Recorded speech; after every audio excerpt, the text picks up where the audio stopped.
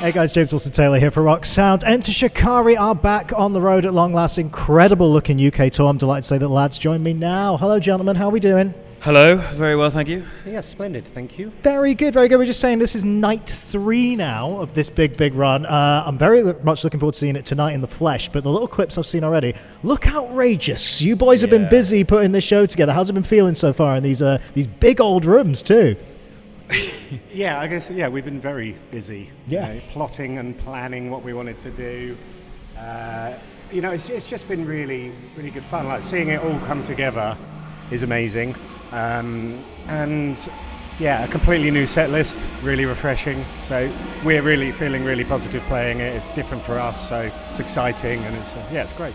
I'm just exhausted, and the last few days have been a blur.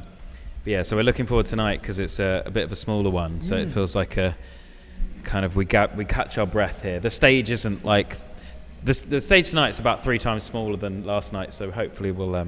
I love that this is the stage you guys are at. It's like, it's just the 3,000 people tonight. Bit of a breather, just chill out. Easy. Exactly. Easy. It's nice it leads on though because I remember when we caught up around Slam Dunk and stuff, you were very much looking at that as like, let's test out these bigger production ideas. Let's see what we want to play with and see how far we can push this. It feels like this is very much the next step from what you achieved back there.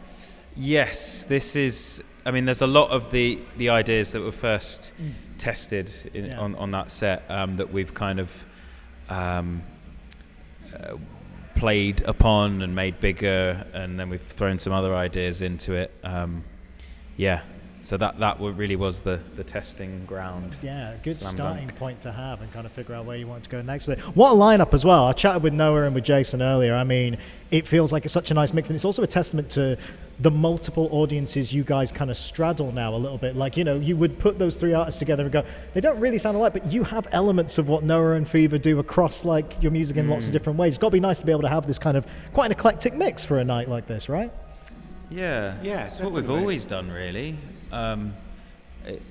It's nice to be able to like make a bill that goes some way to reflecting the breadth of what we attempt to do. I think as well, it's a testament to we feel confident enough that we can do this because we know our audience. Right, sure. Because we've put them through their paces over the years, I guess. So, we don't have any nerves about putting 2 bands that sound completely different on the bill because we know our audience is used to it. Yeah. We were doing shows, back when like people hated other genres and things. I remember doing what was that tour, for example, where we had like Devil Wears Prada and like True Tiger, who are a dubstep collective. Yeah. So we had like, pretty extreme, like post-hardcore, and then something completely different, and that even sort of worked back then. So it's something that we always try and straddle as many worlds as we can. I love that. It's so nice to see it come more and more to fruition and be even more obvious in this way. And also great to have Jason on there because, of course, the track dropped with him, which is amazing. Jason was telling me a bit about how that kind of came together almost on the album. I hadn't realized that he was almost on the album, and then it kind of didn't work out a little bit. And then now, obviously, an amazing collab. Tell me a little bit about, did that feel like one where you knew that Jason would just fit perfectly well on that? Yes, we were going to send him a couple, and then this one... it's what it's one of them songs where you just hear the person's voice on it already. Right. Not that it still wasn't like a wonderful surprise when he sent through what he did. It's like, okay, that wasn't quite what I imagined, but it's way better. So right. Sure. But it took a sort of while. It's a classic thing. You're both busy, and once we got it mixed, it was just like, oh my god, now we just can't wait to play this live. And it's been a lot of fun at the 2 shows so far. You guys, there's been a lot of kind of collaboration in terms of your working process recently, which I've just found really, really exciting. I want to mention a couple of these because working with someone like Aviva, who I just think is such a fascinating artist, and the way that she's actually built that community around her over the last few years, almost underground in a way, but it's just felt very, very organic, and then grander storylines and novels and all this kind of really, really cool stuff around it. Must have been quite exciting to work with an artist like that is as kind of big and as bold and as wide thinking as I feel like you guys are as well. Yeah, they're like relentlessly DIY. It's awesome. That was really fun because me and Rob basically went out about a week early from our Australian tour and just went to theirs, and wrote and recorded quite a lot of the track. Yeah, amazing. And they have a beautiful place in the, I was going to say the Australian outback. It's not quite like that, but they're on the coast. Right. But yeah, there's just like a lot of, sort of forest around them. And it was just a really nice kind of, it's almost like starting the tour with a retreat.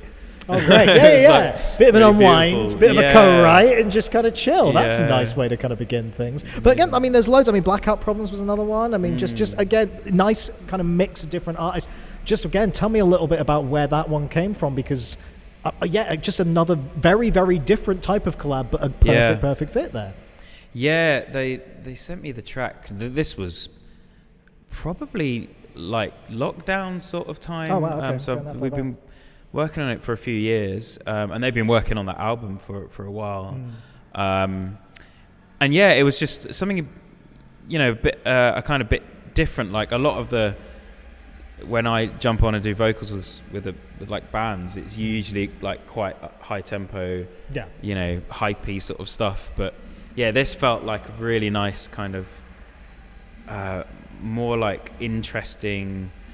I don't have adjectives today. I'm normally an adjective The adjectives have gone. Yeah. Still Anyway, got your voice, but the adjective. Yeah. I'll take that actually. Yeah, that's good. That's the way round you want. But yeah, I love the track, and we actually performed it live already, just the once. Obviously, way before it came out, when we were doing an album release tour, our album release tour, and yeah, just kind of sneakily had a go when they were supporting us in Hamburg or something. Nice. Really, really great, and again, looking forward to playing it live. It's funny how you say about the high energy ones, because the other one I do want to mention, just to get a reaction from both of you guys, really is Raoul, you popped up on the last Unit 6 record. Obviously, the news is out there now that they're going to be kind of wrapping things up. But what I love about it is that they're very much doing it on their own terms, and they're going out exactly how they want to do it. They're going to have a big celebration and kind of go over there. Just any kind of, I guess, you guys are very, very much of that same era. You came up together at that same time. Loads of memories, I'm sure. It must be bittersweet to see that. But like I say, seeing your friends be able to actually do it in the right way has got to be quite nice, right? Yeah, definitely. I mean, we're close with those guys. We've known them for many years. So it's always, it's not something you want to see. But like you say, like to see them do it on their own terms is, that's what they want to do. So that's great. All you can do is support it, really. Yeah, absolutely. There's so many bands that, end in like a drama or or disaster, right? or like falling out and something, and I think it says a lot about like the relationship that those lads have. It's real. Like they were friends first, and that just like it's going to be nice, I think, for the fans as well, that they get to, like, as you say, celebrate it all. And I'm sure it'll be a very emotional a year or year and a half or however long it'll be. Going out as mates is no small thing. I think that's a real achievement right there. Very, very nice to see. Speaking of your live plans, massive slot at Download this year. That's really exciting. When that got announced, I was like, not only is it great to see you guys on that main stage there, but what a well-curated lineup. Really, really nice fit. I think it's going to be fun. Obviously, you've got loads of memories of playing that festival in the past, but that's got to be a nice one to see in the calendar when it pops up again, right? Oh, you know it. Yeah. We're going to be excited about that. Like Download for us, that was like the first major festival that ever gave us a chance. So still at this stage in our career, to still be going up the lineup still feels really good. Couple more years, another step up. So it feels great, and we're going to be mega excited. And obviously, we're going to have to put on a great show. Yeah. As always. Well, I mean, last time you were playing anything Download affiliate, it was the Download Pilot where you were headlining. And I mean, again, just to be able to see the support that you have from that audience around that festival, because it does feel like one that's built around community. The same people like to go to Download every year just because it's a fun event, no matter who's playing in a lot of ways. So that's got to be really cool as well. I feel like you're going to see a lot of familiar faces in the crowd, I think, for this time, right? Yeah, I'm sure, I always remember back to like us going to Reading every year. Once you find your festival, you just you feel you kind of have to go back and relive it every year. Wow. I miss it, but Download is one of those other ones that I think has a cult following, doesn't it, really? Yeah, no, it's going to be a really, really special weekend in the summer for sure. I want to mention as well, like we said, Losing My Grip's already out there. How far ahead are we thinking here, boys? Because we're about a year on from the album now, which is, I mean, again, congratulations, Seth. We told you guys just how much we absolutely adored that record, but it's been really, really nicely received. kind of, I feel like as well, actually stretched even further outside of your core fan base, which is nice. It's nice to see a lot of new people coming into the fold, maybe noticing a little bit, which is fantastic. Where do we go from here? Are you playing around with more new ideas beyond this last single and stuff, or is it maybe just focused on this era for now? Yeah, we've been so focused on this show. Because it's, for us, the live side of it is still weirdly DIY. Rory has been heads down creating a lot of the visuals that people will see at this show.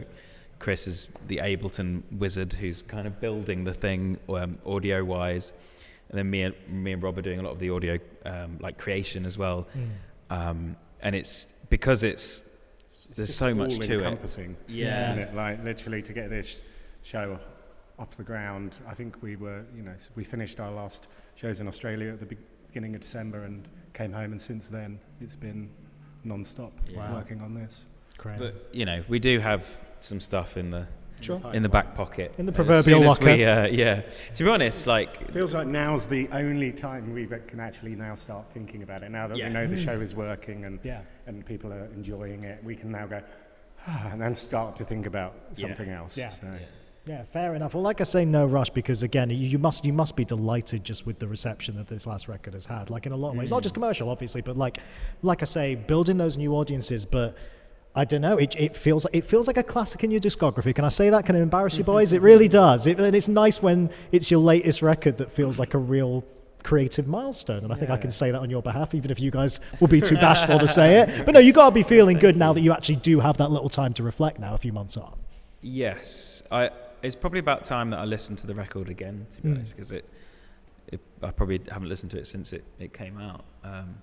But yeah, it felt like exactly the record that we were supposed to make at that time, and it's still kind of, even though we're a year on, it feels like really fresh because we're only just getting around to playing a lot of the tracks live.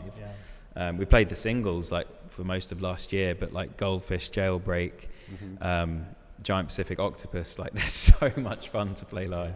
And going down really well. And as you say, seeing the new faces, younger faces, and it feels like the album's kind of blossomed us out a bit, which is really nice. Good time for the UK scene as well, really, isn't it? I mean, it just feels like a real kind of booming moment again, which is absolutely lovely to see, and long may it continue.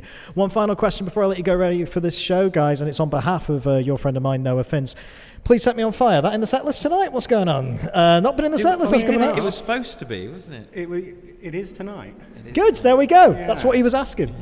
he was genuinely really hopeful that because he loves that song and wants to hear it live. So there we go. Oh, good. Yeah, I've missed it. Let him down the past two nights. Because we've either gone on late or just haven't had the time to play it, basically. Fair enough. But tonight Tonight's the night. Always hopeful. Tonight's as long as nothing goes wrong. You've come north of the border for bringing the people what they want, giving them all the bangers. That's what we like to see. Guys, it's always a pleasure. We will catch up with you at Download. Best of luck with Wembley and all that kind of stuff. It's going to be really, really exciting. And look forward to chatting to you soon, all right? Hell yeah. Good to see you. And Shikari, everybody.